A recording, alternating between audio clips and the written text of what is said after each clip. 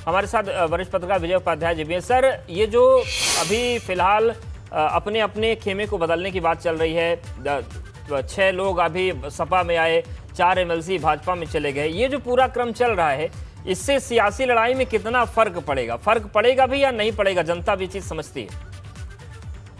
देखिए, उत्तर प्रदेश के जो स्थानीय निकाय के एमएलसी चुनाव हैं, विधान परिषद के चुनाव, इनका कार्यकाल 7 मार्च को खत्म हो रहा है जी।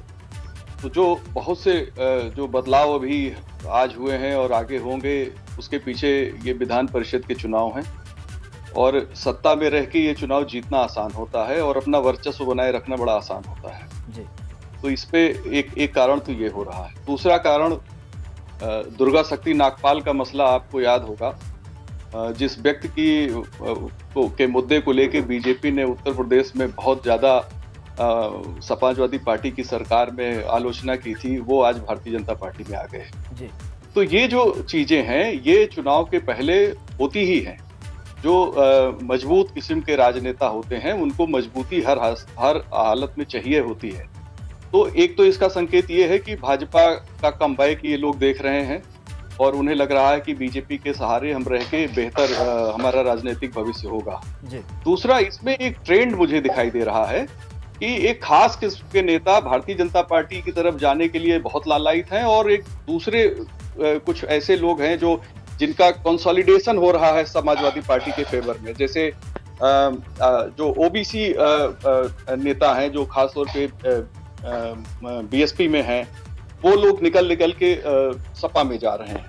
तो ये कंसोलिडेशन एक अलग किस्म का हो रहा है, एक नए किस्म का 2022 का चुनाव में देख रहा हूँ।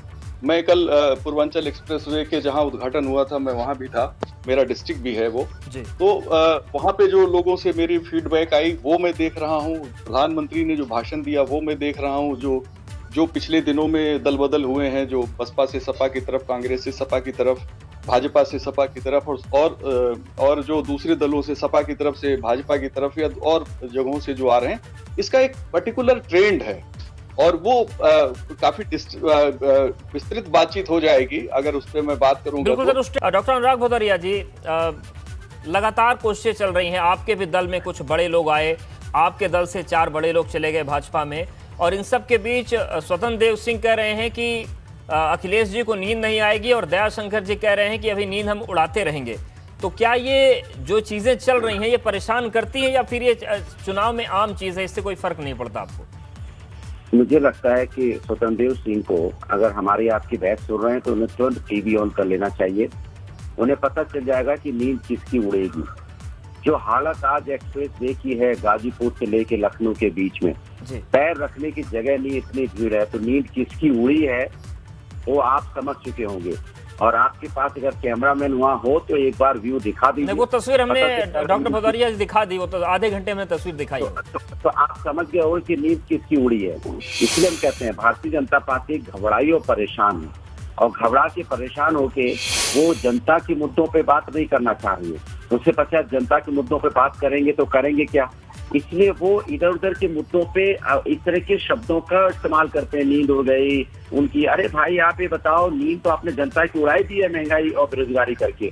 इतनी महंगाई आपने कर दी, जहाँ डीजल पेट्रोल 100 के पार हो और जहाँ पे महंगाई आलू प्याज टमाटर 80-80 रुपए किलो बिक रहे हो, यहाँ लोगों को रौंदा जा रहा हो, महिलाओं का अंतिम संस्कार ठीक से न कर रहे हो आप। कोविड काल में लोग यहाँ पे तरफ के मर गए बिना ऑक्सीजन की कमी से। जहरीली शराब पीने से यहाँ पे 1000 लोगों की मौतें हो गई, बुखार से बच्चों की लगातार मौतें हो रही हैं। तो आपने नींद तो उड़ाई दी है। किस घर की नींद आपने रखी है, जरा बता दीजिए ना। किस माँ की नींद आपने रोक के रखी है, किस बाप की नींद आपने रोकी है? सब माँ बाप की नींद आपने उड़ा दी, उनके बच्चे बेरोजगार हैं और यहाँ पे बीमारी से उनकी मौतें हो रही हैं। घर घर में नींदें उड़ी हुई हैं।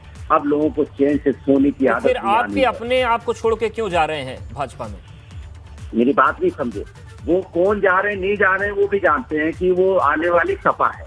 2022 में समाजवादी पार्टी की सरकार आएगी और लोगों को कम से कम चैन की नींद मिलेगी।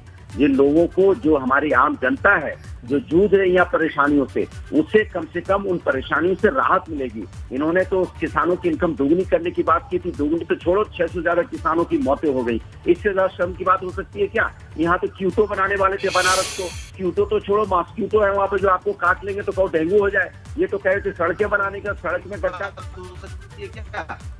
जी ठीक है, यानी कि ये तमाम मुद्दे हैं जिसके बिना पर आपका कहना है कि बीजेपी की नींद जनता उड़ाएगी।